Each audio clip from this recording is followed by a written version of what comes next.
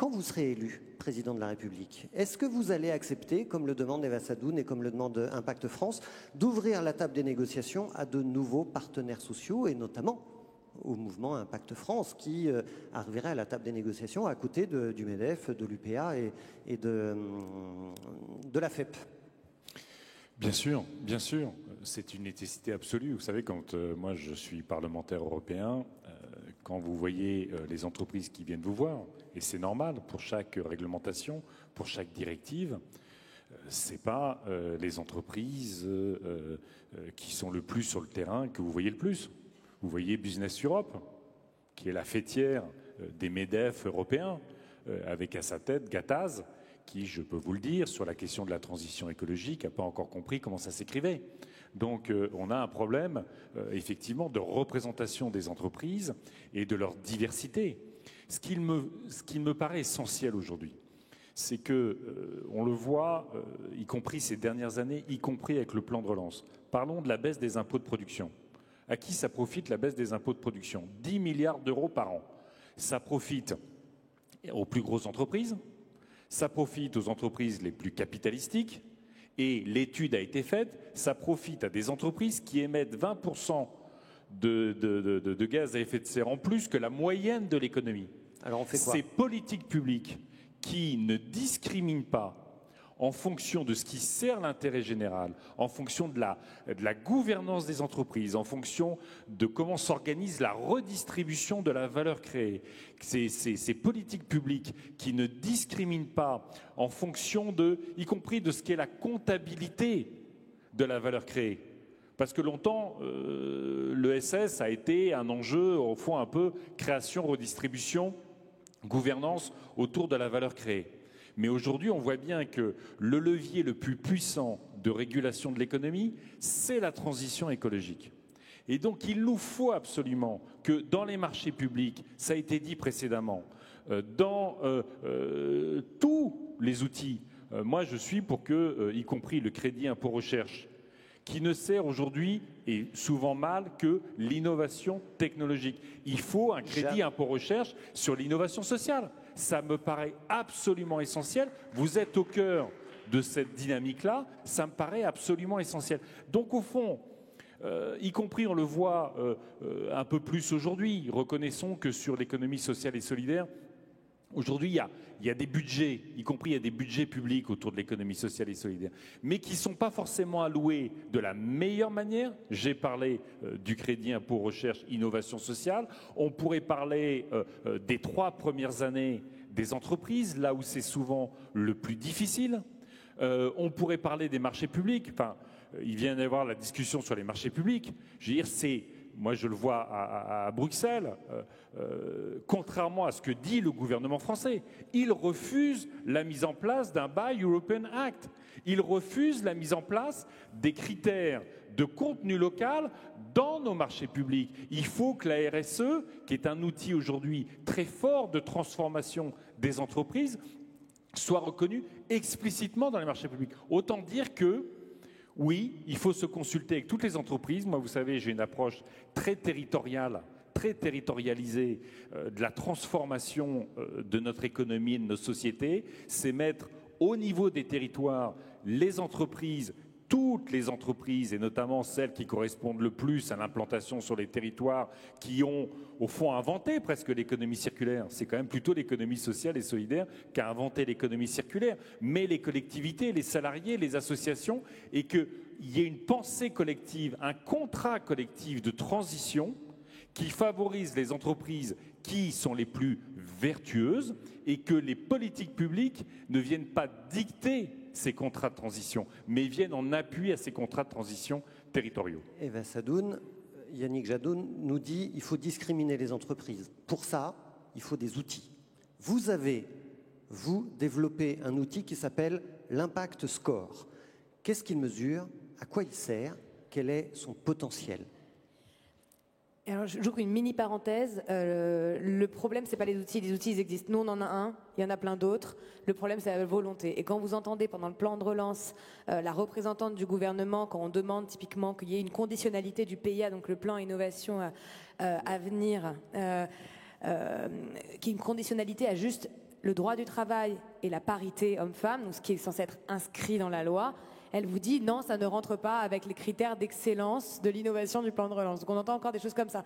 Donc vous voyez, les outils ils existent. C'est comme vous disiez, nous on soutient vraiment ce crédit pour recherche à l'innovation sociale. Enfin, que l'innovation ce soit celle-ci, c'est pas celle de la tech d'hier. L'innovation, c'est que notre économie reste prospère.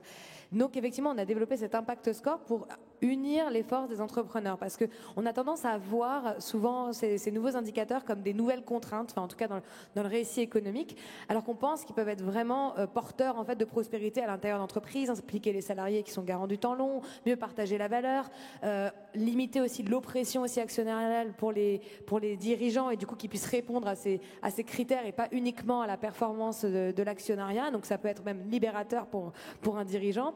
On a réuni du coup depuis 3 ans les entreprises engagées lors des universités d'été de l'économie de demain en parallèle de celle du MEDEF pour progresser chacun, se faire progresser. Et on a défini cet impact score effectivement qui, surtout que l'impact on l'entend partout, nous c'est une notion qui est fondamentale et si on dévie cet objet, on va perdre cette notion et en fait on va perdre la potentialité de l'économie de contribuer vraiment à l'intérêt général. Donc on a défini cet impact score avec 5 piliers, la stratégie d'impact, le partage de la valeur, le partage du pouvoir, l'impact écologique et l'impact social pour avoir une vision holistique de l'impact que peut avoir une entreprise et faire en sorte qu'on ne se cache pas uniquement derrière des dénominations, des statuts, des grands préceptes, mais que derrière on témoigne réellement de l'empreinte qu'on a et qu'on soit sûr que l'impact, c'est pas l'impact de la plateforme impact.gouv, c'est l'impact de la stratégie de l'entreprise en fait.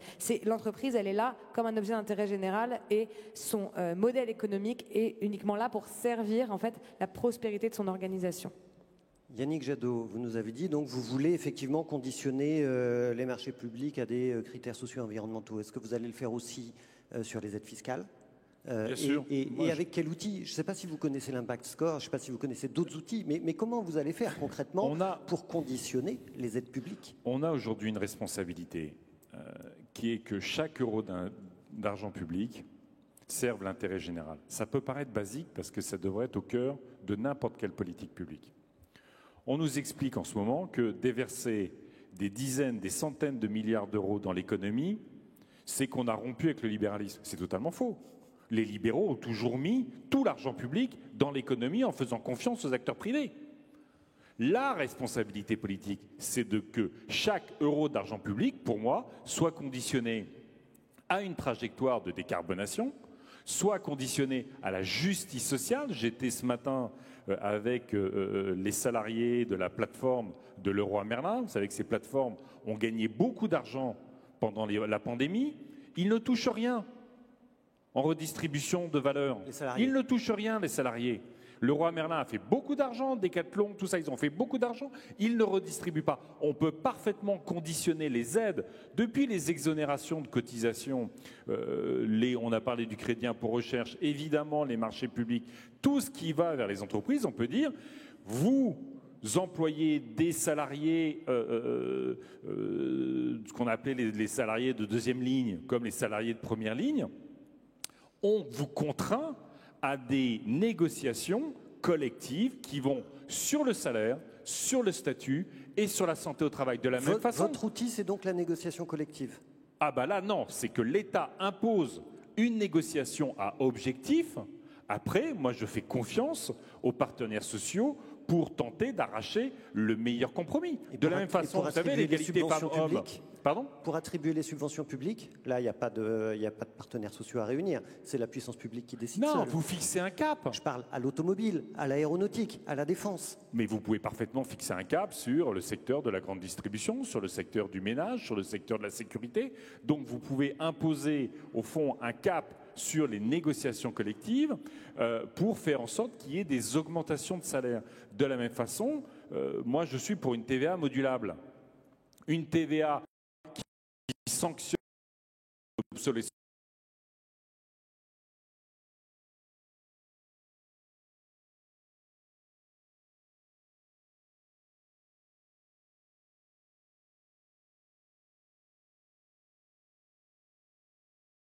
Un produit et qui récompense à l'inverse ce qui relève de la réparation, la réutilisation, le recyclage, ce qui relève des circuits courts, ce qui relève encore une fois d'une gouvernance où les salariés sont représentés. Et je pense que cette question de la gouvernance, elle est essentielle. On a ce grand débat dans notre pays sur les entreprises à mission. Mais reconnaissons que l'exemple qui ne connecte pas, à un moment donné, c'est la gouvernance qui gagne sur la mission. Merci beaucoup Yannick Jadot de parler de ça. Mais on peut aussi imaginer que dans les entreprises, au-delà même des entreprises de l'économie sociale et solidaire, à cette gouvernance très particulière, on pourrait avoir des administrateurs de mission où au fond, dans la gouvernance de l'entreprise, nous on est pour que, de toute façon, on ait le système à l'allemande, 50% des salariés au conseil d'administration des entreprises. Mais on pourrait aussi avoir des administrateurs de mission qui représentent, par exemple, financiers aujourd'hui. Il y a des commissaires aux comptes financiers. Pourquoi est-ce qu'il n'y aurait pas un moment des commissaires aux comptes extra-financiers? Pourquoi est-ce que les salariés ne seraient pas impliqués dans le contrôle de l'argent public pour regarder si ça sert l'intérêt général? Pourquoi est-ce qu'il n'y aurait pas un administrateur représentant les sous-traitants? Il y a eu le débat sur Renault. Ce serait intéressant. Pourquoi on ne met pas en place une comptabilité environnementale dans toutes les entreprises? Mais voilà, alors que franchement, les indicateurs existent, on peut parfaitement, y compris maintenant, travailler sérieusement sur la traçabilité, y compris avec des produits issus de l'autre côté de la planète. Donc on peut rendre ça, cette comptabilité-là, active, du bonus et du malus. Je vous remercie d'avoir parlé des entreprises à mission parce que Eva Sadoun, qui connaît bien le monde de la finance et la gouvernance actionnariale, elle a suivi de très près ce qui se passe dans une entreprise à mission en particulier. Et en fait, Eva, vous estimez que les fonds activistes minoritaires ont un poids trop important aujourd'hui. Évidemment, on pense à Danone avec un fonds activiste ultra minoritaire qui arrive à débarquer le PDG d'une entreprise à mission. Qu'est-ce qu'on fait Comment on réorganise la gouvernance des entreprises? Pourquoi est-ce que vous considérez que ces fonds activistes ont un poids trop important? Alors, il y a plusieurs verrous à la transition qui amènent à ça. Le premier, c'est l'éducation, la manière dont aujourd'hui on enseigne l'économie. Le deuxième, c'est la manière dont les politiques publiques sont structurées, dont la loi discrimine les entreprises qui font de l'impact, justement, ou qui fait exister une forme de primo-vice, d'une certaine manière, qui en fait, donne un intérêt financier et du coup qui impacte la balance commerciale d'une entreprise, un intérêt financier à polluer, à mal gérer ses ressources, etc. Donc en fait, la balance commerciale des entreprises les plus vertueuses est moins bonne. Aujourd'hui, il faut être capable de l'assumer, c'est une réalité. Le mythe de l'impact investing qui dit qu'on peut faire une performance financière à la hauteur de la performance écologique et sociale, compte tenu des coûts qui sont liés à la transition, est complètement absurde. Donc, du coup, vu que les balances commerciales des entreprises est plus faible et qu'il y a aussi un problème, je pense, un verrou qui est vraiment un verrou de leadership aussi aujourd'hui, d'une manière dont on considère le leadership et la performance en soi et la réussite, ça fait qu'aujourd'hui, dans ce type d'entreprise, ça ne réussit pas aux actionnaires, naturellement, que l'entreprise, notamment à court terme, que l'entreprise aille dans des directions écologiques et sociales. Pourquoi, en fait, aujourd'hui, on a des actionnaires déjà court-termistes? Parce qu'on a encore beaucoup trop d'opérations financières court terme qui sont autorisées.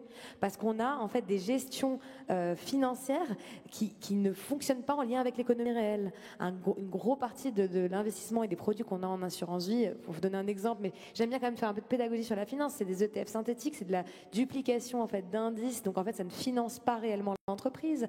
Il y a tout plein d'opérations très court-termistes qui fonctionnent encore aujourd'hui. Et pour vous dire, l'AMF, typiquement, a interdit pendant la crise du Covid toutes les paris à la baisse, en fait. Toute la spéculation à la baisse. Parce qu'elle s'est dit, si jamais, parce que là que le Covid impacte l'économie, les investisseurs vont aller sur de la spéculation court terme à la baisse, ça va vraiment foutre le bordel dans le milieu économique, on va interdire. Mais pourquoi le reste de l'année, pourquoi le reste du temps, ces opérations sont autorisées alors qu'on a besoin d'investissement dans la transition écologique?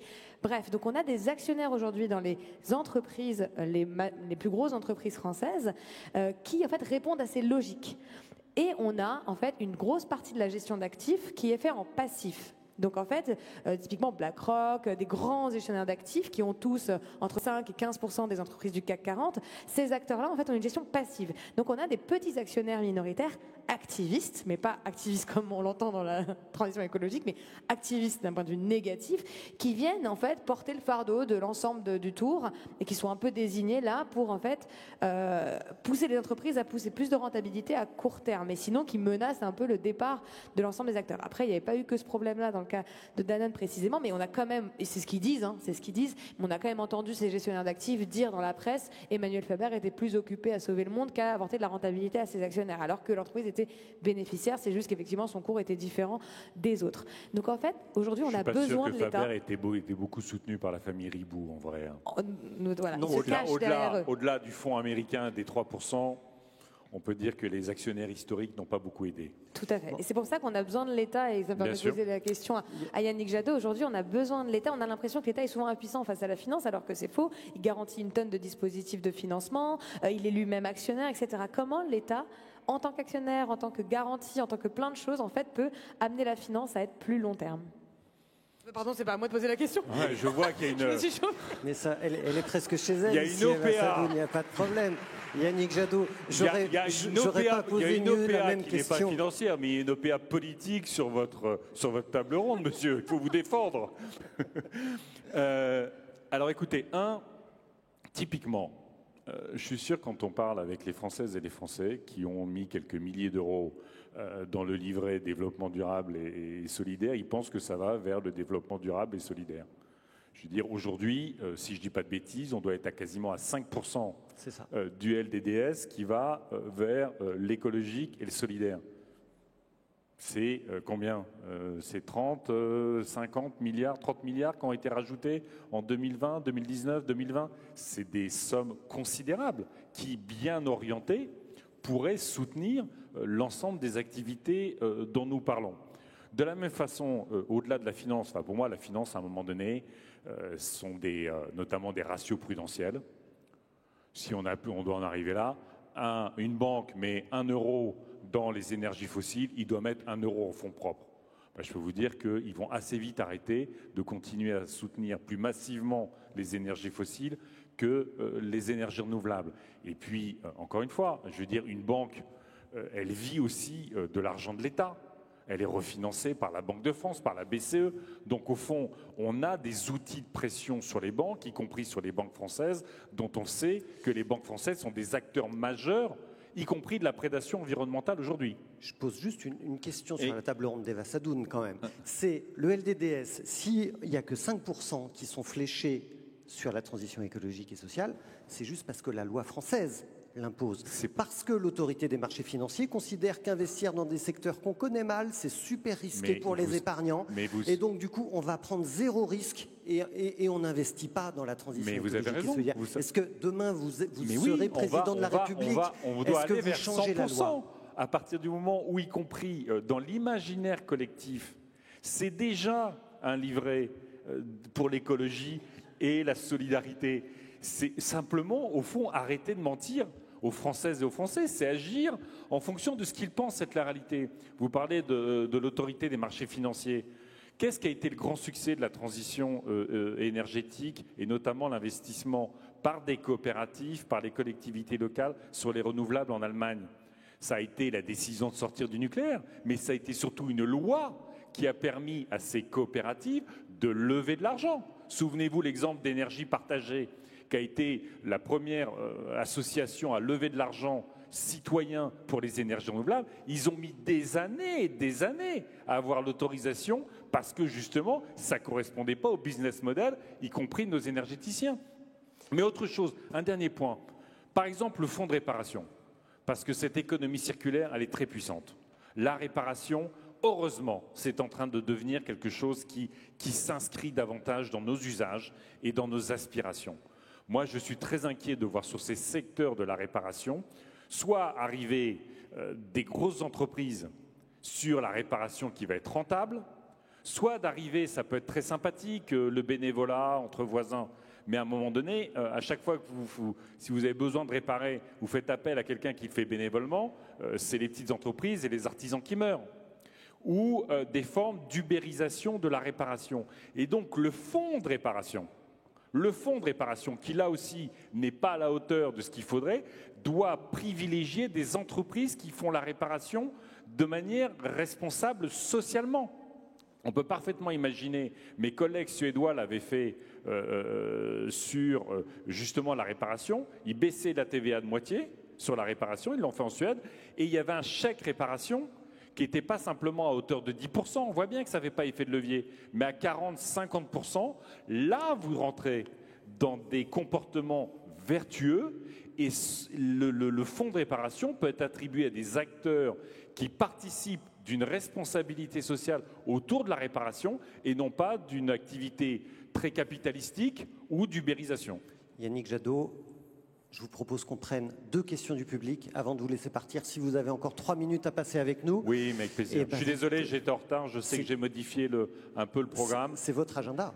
Non, c'est qu'on si vous avez un train à attraper. Non, c'est qu'on on a été à Calais parce qu'on ne pouvait pas, dans ce moment-là, ne pas aller se battre sur la dignité qu'on doit avoir, que notre pays doit avoir, que l'Europe doit avoir sur les exilés, des femmes et des hommes qui ont tellement survécu et avec des gouvernements qui participent d'une surenchère qui est indigne, absolument indigne.